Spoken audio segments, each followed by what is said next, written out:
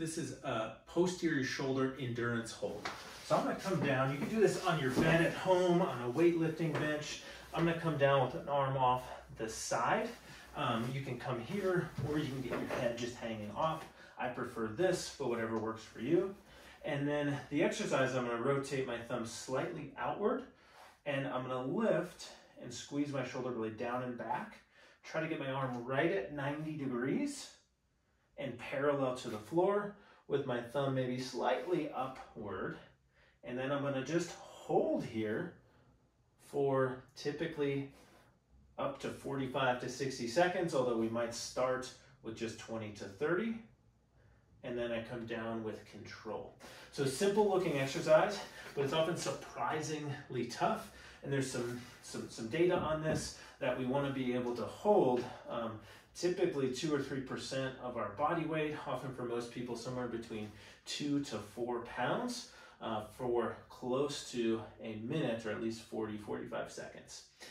The key things to watch out for is often when I first teach this to folks, as they reach up, their shoulder does one of those. And so in sitting, what it looks like is people end up holding here. So they're a little bit shrugged up and a little bit internally rotated with that part forward. So we're trying to find shoulder blade down, back, and slightly externally rotated. So that's why I cued the thumb and then actually crease the elbow up a bit. So we're trying to set the shoulder in the socket with the shoulder blade, and we're gonna get some good work on all of this stabilizing musculature back there again.